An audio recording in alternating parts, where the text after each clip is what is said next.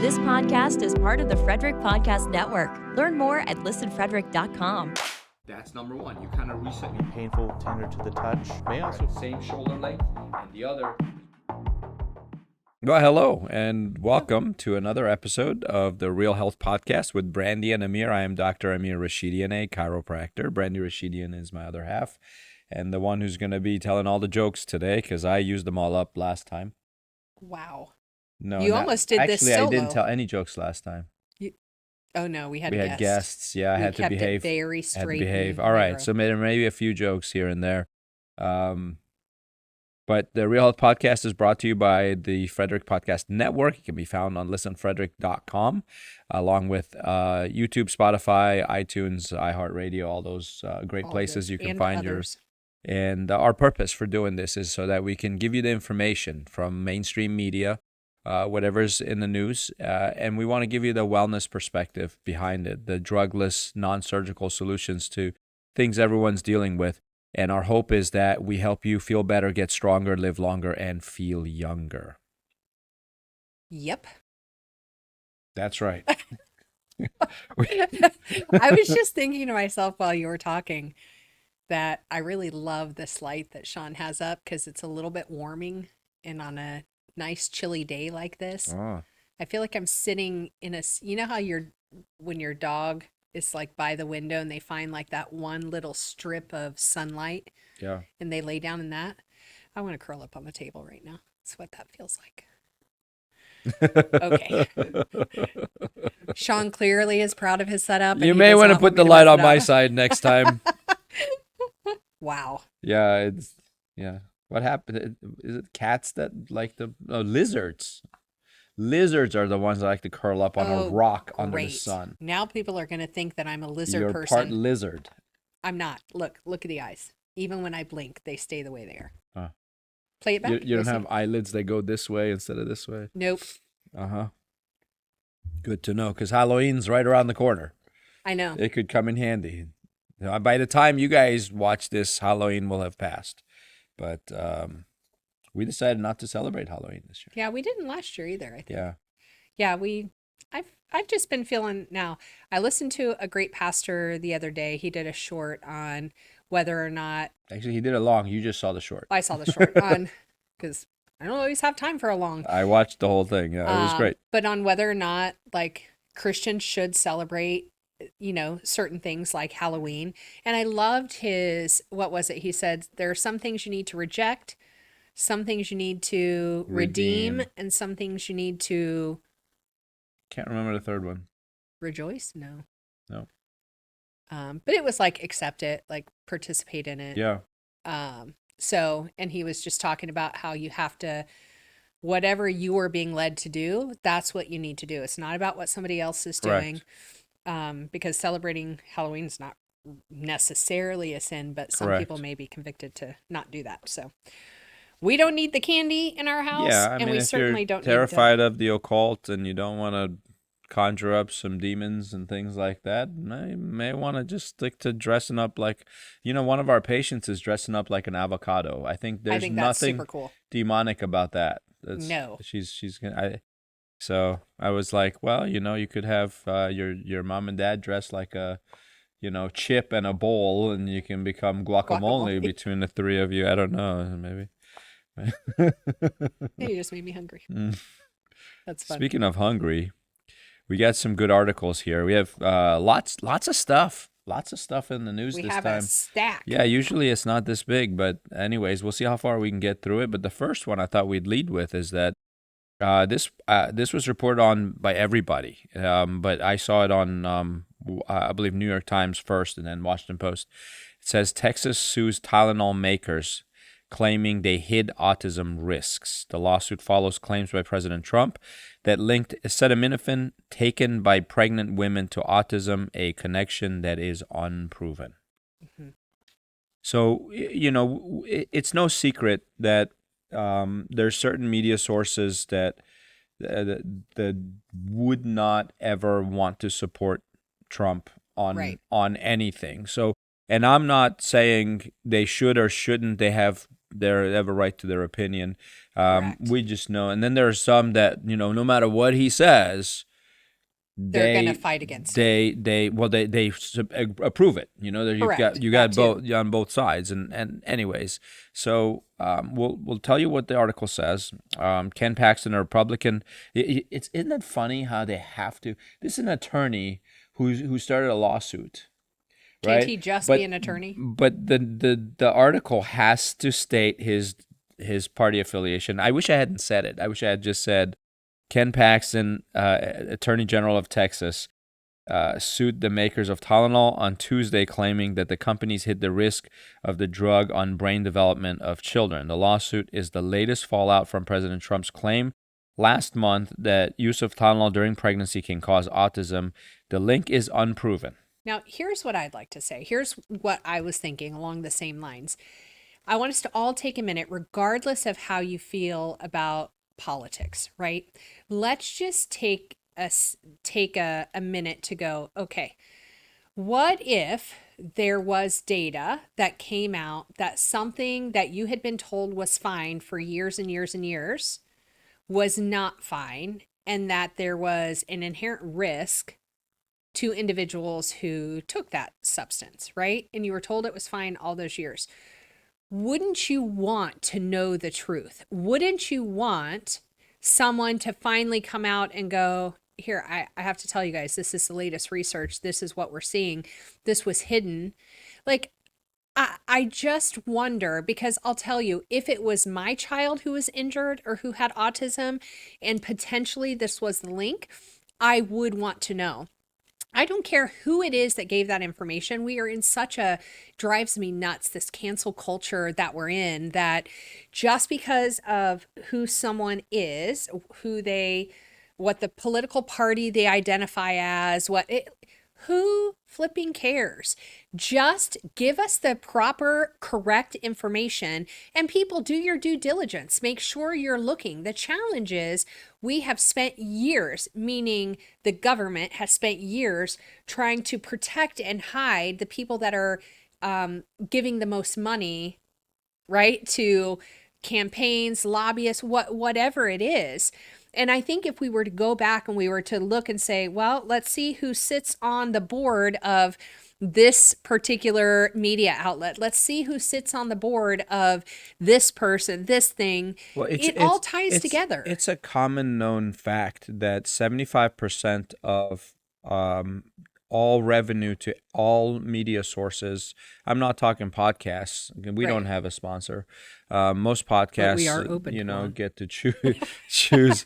All right. Yeah, you can sponsor us. Makers of Tylenol, if you want to pay us to do this podcast, we're still going to stay unbiased. We would reject. But 75% of the revenue, for example, these writers of these articles and stuff, 75% of their income comes from big pharma. Yeah. 75%. There's drug ads all over these things, TV, radio, newspapers, all publications, 75%. And so if they say anything negative about that, well, those companies will move their advertising funds to another source. Yeah. And let's look at the company. Let's look at Johnson & Johnson, right? They were the makers of Tylenol. Well, they actually, it says they gave that to another company. Yes, they gave it to another, but historically they were the makers. Right. They sold Tylenol to Kenvue. Correct. But here's my point is if you look at all of the products that they had under their umbrella, there are tons. It's Johnson & Johnson, right? So if you look at that, this is not, and I think they mentioned this too, this is not the only lawsuit that Johnson & Johnson has. Oh, of course. So let's look back at the plethora of products that they have labeled and deemed safe. If you go to some of the websites that we've told you before, like the Environmental Working Group, you can go back and see how safe their baby products are. Let me tell you, I wouldn't put it on a human being or on an animal. That's how toxic some of those. The talcum powder that was linked to cancer? Oh, yeah. Something yeah, which the baby powder, not to mention the endocrine system disruptors and whatnot of the chemicals that are in the Do a soaps and search. lotions. How many lawsuits is Johnson & Johnson currently involved in? How many active lawsuits is Johnson & Johnson involved in? It says the Texas lawsuit claims that the companies knowingly withheld evidence from consumers about Tylenol's links to autism and attention deficit hyperactivity disorder. The lawsuit is the first by a state that seizes on Mr. Trump's allegations that the use of acetaminophen products like Tylenol during pregnancy could cause neurodevelopmental disorders. The issue has been a long-standing concern among some followers of Robert F. Kennedy Jr., the nation's top health official, but the idea gained traction with Mr. Trump's remarks. Well, let's see. There was Johnson & Johnson faces over 60,000 lawsuits alone just on their baby powder. Wow. Right. Because I was expecting like 200 lawsuits. No. Some sources put the number of pending lawsuits at 63,000 plus. Wow. That's crazy. That's just on one product? Yeah. Oh my goodness. More broadly, some legal watch sites state that J&J has been named in more than, are you guys ready for this number? 100,000 lawsuits across all categories. Liability, device, drug, talc, etc. Wow. So, well, and then let's ask the other question. What is the motivation for RFK Jr. and Trump what do they get out of it? to say this, besides alienating Big Pharma and creating an enemy that literally is a superpower? Right. Literally, the amount of money Big Pharma has. Oh, yeah. They can hire any attorney, any team of attorneys, Right. and destroy anybody they want. Right. So why would you? My guess is that these 60,000 plus active ones right now, we would probably see a very similar number if we looked at the cases. My guess is they're doing everything they can to keep them in litigation for years and years and years because they have the money to do it, whereas the individuals leading the lawsuits do not. Yeah. So how many of those fall off? It's how these big companies function. Right. It's atrocious. You cannot have a lawsuit against Amazon anymore or any of these other big companies that have you sign their agreements when you log onto their website or you decide to purchase from them. That's right. They have it set. No Disney one reads is the those same agreements. Way. I know. Have you ever read one? I've started and I've fallen asleep and accidentally hit okay. Well, they say these claims lack legal merit and scientific support. And the other part of it is why would they say this if it lacked scientific support? I mean, it's just not the science the other side wants to read. That's the challenge. That's the cancel culture. They say hundreds of lawsuits in state and federal courts have been filed in recent years by families who claimed that their children were diagnosed with autism or ADHD after taking Tylenol during pregnancy. Now, let me read this one more time. Hundreds of lawsuits in state and federal courts have been filed in recent years. It's October. By the time they see this, it might be November. It will be November, but it's October now. And it's been a month since they claimed there's a link. So why are there hundreds of lawsuits in recent spanning years over the past several years regarding the same thing? Right. You can't blame that on Trump. No. Oh, they'll find a way, though. In the largest group of cases filed in federal court, a U.S. judge in New York dismissed the lawsuits, citing a lack of reliable scientific evidence. The plaintiffs are appealing the decision with a hearing in front of an appellate panel scheduled for November 17th. Studies have so far produced mixed results. Medical groups pushed back against the Trump administration's warning in September, saying that Tylenol was the only pain reliever safe for use during pregnancy to treat high fevers. But again, the safe is the word that is in question. We're not saying it wasn't one of the few that you could take, but we're talking about safety, and clearly that was hidden. If untreated, fevers can pose serious risks to the health of the baby and mother. Oh my goodness. Molly Megan, General Counsel of the American College of Obstetrics and Gynecologists. And there's a person who has some incentive for not bending backwards for Big Pharma. She said that the Texas lawsuit was a misrepresentation of the science. The most robust studies of the last 2 decades have continued to demonstrate that acetaminophen does not cause autism, and that it can play a medically important role in the care OBGYNs provide to their pregnant patients. Why can't they just choose something else? I just don't understand. They act like it is the only way to bring a fever down, right? Like if it was the only way, I would say you may have some merit in what you're saying.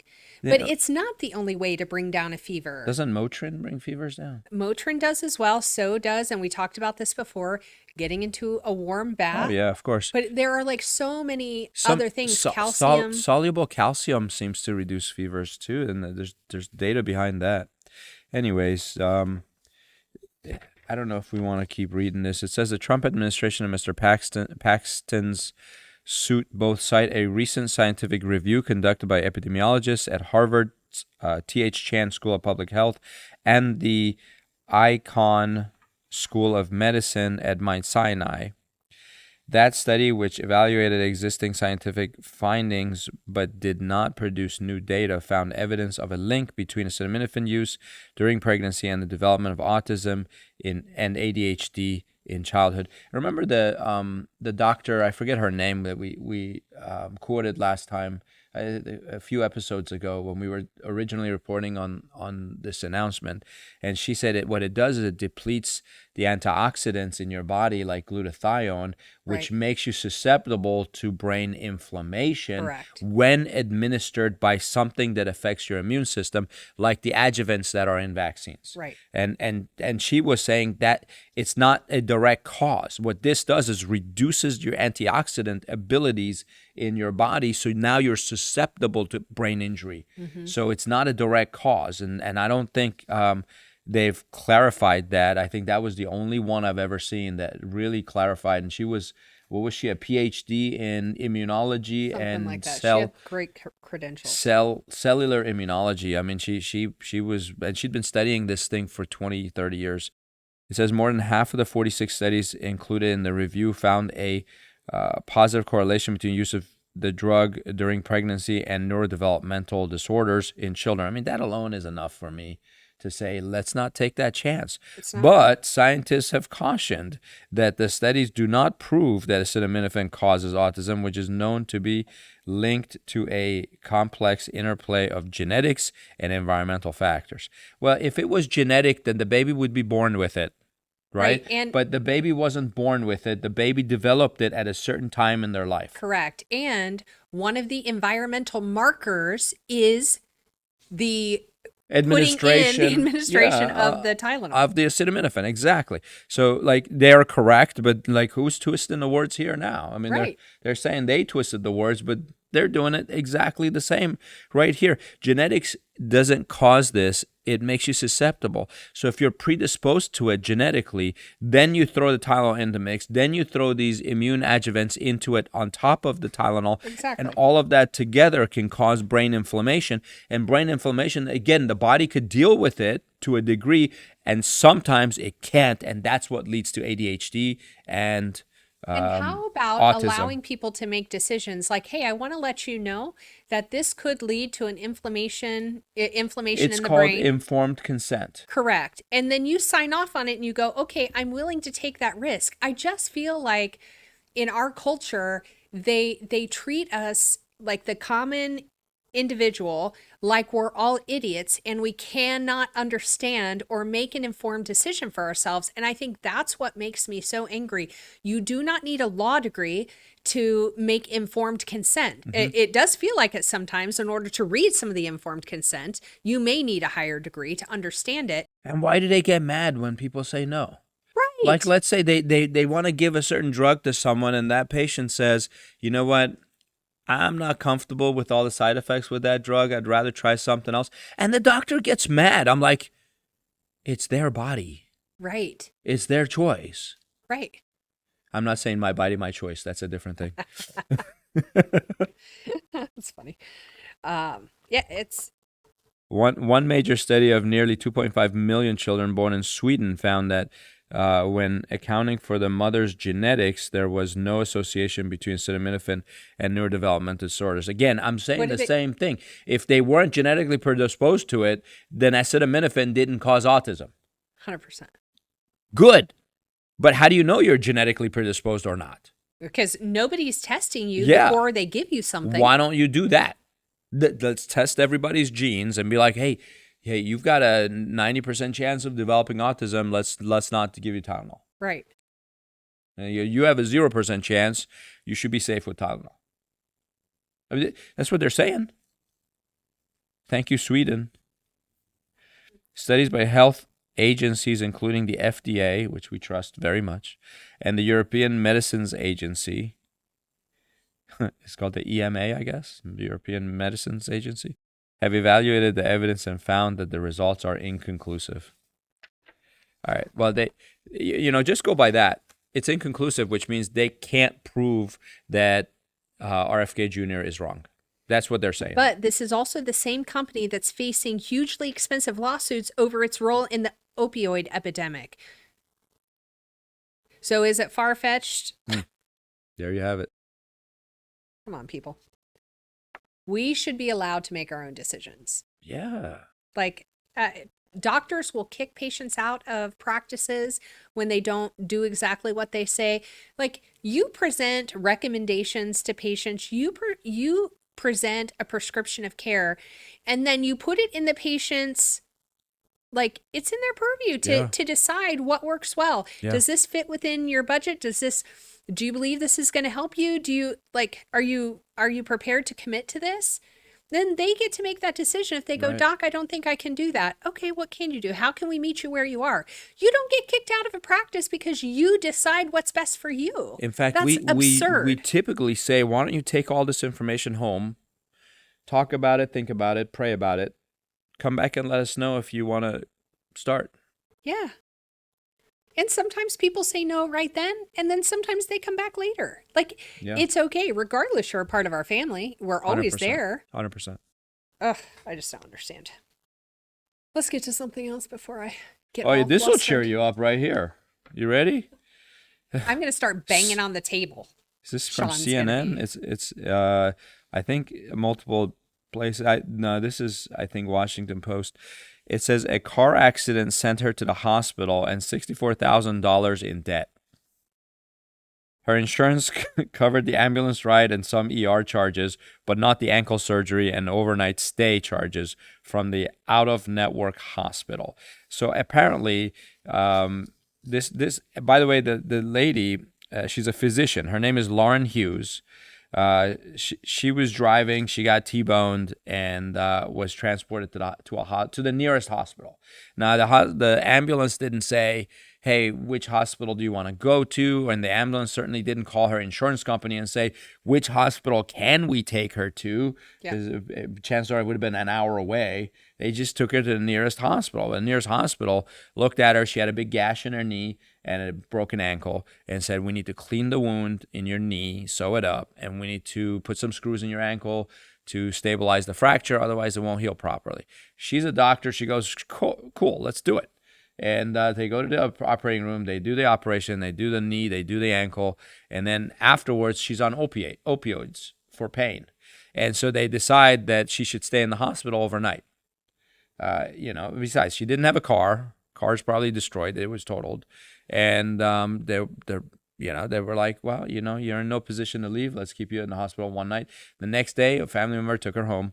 And the next day after that, she received a bill for $64,000. And the actual number is $63,976.35 charged by the hospital, which was not in net through her job for the surgery and the overnight stay. So The article goes on to talk about billing problems and how the if the hospital had billed the items separately, they would have covered more.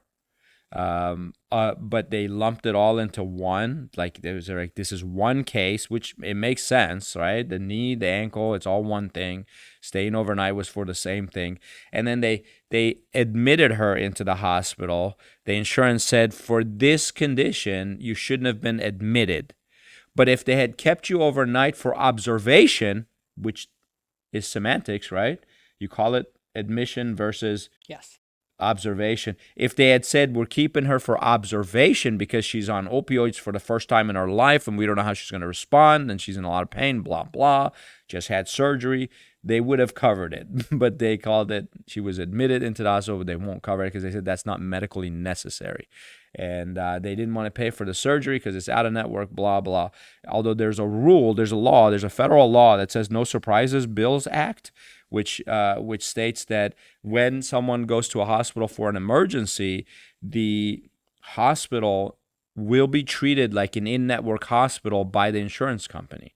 And this was an emergency. So anyways, she fought it, obviously. They resubmitted the claims. They separated them instead of bundling them into one claim. They said, okay, we're just going to bill for the bandages first, and then we're going to bill for the sutures next, and we're going to bill for the screws in the ankle. The insurance company cut the bill from $60,000, the surgical bill from $60,000 to $20,000. So it was a $40,000 write-off. The $20,000 they paid to the hospital, and the hospital finally just billed this Dr. Hughes $250 copay. So the $64,000 bill dropped down to $250.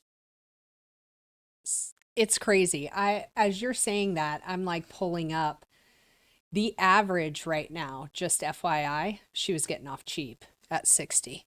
The average study of ankle fractures treated now, there could be several things that go into this, but the average was actually $96,697. Wow. Well, $35,000 for outpatient. Wow. They issued a statement says they deeply regret any anxiety this situation has caused her. I guess because media got involved and they started interviewing them and all that stuff. They said the hospital had prematurely and erroneously sent Hughes a bill before working out the balance with Anthem. Anthem is the insurance company. After a careful review of Ms. Hughes' situation, we have now stopped all billing to her. Furthermore, we have informed Ms. Hughes that if her insurance company ultimately assigns the remaining balance to her, she will not be billed for it. Anthem spokesperson. Oh my goodness. All right. Well, whatever. It's really sad. It is. It is. So the takeaways, they were saying there are places where patients receiving emergency care at an out-of-network hospital may fall through the cracks of federal billing protections, in particular during the post-stabilization phase. So they're supposed to like take care of the emergency and then ship her out to a hospital that's in-network. Yes. Super convenient. Makes so much sense. Which actually, that transportation costs money. Correct. And let me tell you, the difference between a cash fee on that and the insurance fee is atrocious. Oh, yeah. Like it often does not pay Well, to go through your insurance. That's why they jack the prices so high, because they know the insurance is going to slash it by like 60%. Yeah. So they're like, well, let's bill $100,000 so we'll at least get our 40. But then the challenge is everybody they're so busy looking at the relationship between provider and insurance company. They go, okay, we'll increase the fees so that when they slash it by 60%, we still have a decent amount. Yeah. But the kicker is what happens all too often. If it gets denied, the patient and then has to pay the whole thing. They have to pay full fee. And that's an unreasonable, astronomical It is. number. And if you were to ask them once you receive the bill, if I was not an insurance patient, how much would I have paid for that? And you're talking about pennies on the dollar. Yeah. I'm going to be quite honest. I hardly use my insurance for anything. If Yeah, I need and to that's how it should be. go get an MRI, I do not even pull out my insurance card. Oh yeah. I don't want my insurance Because involved unless it's catastrophic. Sometimes, yeah, because of the deductible and everything, most people have high deductibles right now. Yeah. They're going to pay thousands of dollars for an MRI, and if you don't use your insurance, say, I don't want you to file, just I'm paying cash. Yeah. It'll be like you said, pennies on the dollar. Yeah. It'll be maybe a quarter of what they would have billed insurance. Like, I know that my father was deep in debt from my mother's illness, from 5 years of, chemotherapy, doctor's visits, hospital stays, all of that, surgeries. Like, he never came out of that. Like, how can you, when you're barely making minimum wage, to cover that kind of cost? It's horrific. It says if the patient prefers to stay put, the out-of-network provider must then ask the patient to sign a consent form agreeing to waive billing protections and continue treatment at out-of-network rates. It's very important that if they give you some kind of letter to sign, that you read that letter very carefully, because that letter might give them your permission to get some big bills. Yeah, I'm telling you, read everything that the hospital. Matter of fact, if you ask for a cup of water, you might want to ask what the billing charge is for that.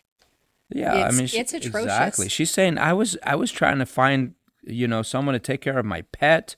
I was trying to call family members, tell them I'm in the hospital. I don't have time to call my insurance company, but they're like, call your insurance company and ask them, make sure you're. I'm like, my ankle's falling off my leg. Right. And to me, I go, if it's non-emergent, yes, go to the hospital that's designated or to the doctor that's designated. But if it's an emergency situation, I feel like all those rules should be out the window and they should just pay what needs to be paid. Do you know how many people are going out of the country for medical procedures? I'm sure the numbers are atrocious. It's crazy because they found that they can stay at a like a resort, airfare, resort stay, and the medical procedure are all like, I don't know, 20% of what it would cost to do it here in the United States. And you don't have to deal with insurance stuff. And you get to have a little vacation while you recover from your surgery. That's crazy. We have a patient going to Panama for a dental procedure. It was, let's see, in 2015, a report estimated between 150 to 320,000 Americans traveled abroad for inpatient medical care. Wow. Another more recent summary says in 2019 check this out, 2.1 million Americans traveled abroad for medical reasons, including dental, cosmetic, non-surgical procedures. And in 2022, 780,000 Americans were estimated to have done so. For a country that is supposed to have like the best medical care in the world. No, we don't have the best. We have the best urgent care. Urgent care, I know, but that's so for not emergencies, stay in the U.S. For all other stuff, go somewhere else. But that's not how it's marketed, is my point. I know. Right? So if you just look at some generalized, statements, America, we've got it cornered. We have the best technology, the best doctors. I think we're ranked like 36 in the world. Yeah, we're one of the sickest countries. We are. And I guarantee you, if you really do the math, we know where that comes from. We know where those issues are stemming from. I did not hit the table once, Sean, and that was the article to do it. Oh, I just did, didn't I? That's okay. It wasn't loud. You'll be punished later. You'll be scolded. Wouldn't be the first time. Dr. Bergman, remember Dr. Bergman, one of his clinics is across the border in Mexico for that very reason. Mm-hmm. Because he can offer a whole lot of better services in Mexico than he can in the United States. So it's like 20 minutes from his home or 40 minutes from his home. Something like that. But he has to cross the border into Mexico to see patients in that clinic. And he goes there 3 days a week or something like think 2, so. 3 days a week. And his clinic is attached to a fancy hotel. His patients go and stay there for like 3 weeks. Mm-hmm. And they undergo chiropractic care, stem cells, thermography, all kinds of blood work and supplemental work and injections and things like that. And then they come back healthy. I had somebody in PA that's closing their thermography business that told me I could buy their thermography stuff. Just saying. I think thermography, now that you mention it, if you have not looked up thermography, it is an amazing opportunity to actually look for any issues skin-wise, breast-wise, any organs that sit really close to the surface, to be able to look and see if there's increased blood flow, which if there's increased blood flow to an area that there shouldn't be, there's a potential for tumor growth. And so it is like a truly preventative diagnostic opportunity, because you're still looking for, for those telltale signs, but it can pick things up so much earlier Years. than 7 years before a mammogram will pick up breast yeah. cancer. And it's not like there are risk factors that are associated with mammography. And so increased radiation, the smashing of the the best breast way tissue. to detect breast cancer is actually an MRI. Mm. We have a patient who Ultrasound is pretty decent too. Yeah, we have a patient who they saw something suspicious in one of her breasts, and they ordered a specialized type of mammography or mammogram. Mm-hmm. And they're waiting for insurance to approve it, and they have to travel to some faraway place to get it done. But there's an MRI center around the corner. Like, why won't they do the MRI? Just do an MRI. It's absurd. After that one, you're going to say this is inconclusive also, and you're going to end up doing an MRI anyways. Right. Especially if they have really dense breast tissue, Exactly. you shouldn't even be doing them at that juncture. Exactly. Like, do ultrasounds regularly, do thermography, and then if something pops up, MRI. Like, to me, I would rather have ultrasound anyway, because it's so much safer. Mm-hmm. But these are, again, it's informed consent. How many people know that? Like, how many people have done their research? Like, just do your research. Some of the before. data on mammography is so bad. It was published in a book by Malcolm Gladwell. I forget what the book was called. Maybe it was called Outliers or something. But they talked about how 10 different radiologists couldn't agree with each other whether a patient had cancer or not. Then they had the same doctor look at the same mammogram. The next day, they told him it's a different patient, and his diagnosis was different. That he looked at the same image the next day and gave a different diagnosis. It depends on his breakfast, I guess, like what kind of mood he's in that day. Like, cancer, everybody has cancer. Nobody has cancer today.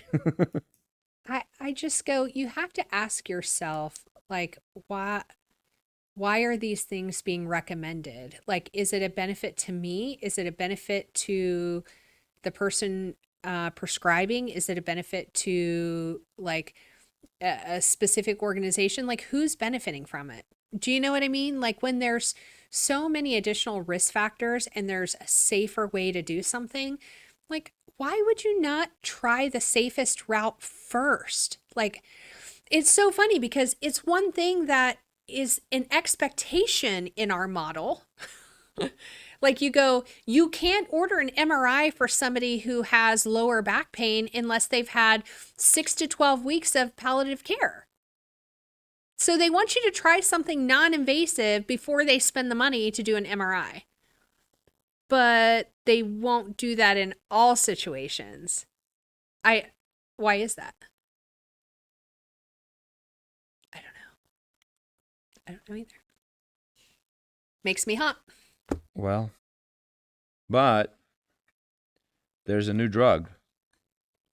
You want to do this now, or you want to do it with another podcast? We may be running out of time. I think we're running out of time on this one. I think we will start with this on the next one. We'll talk about hot flashes.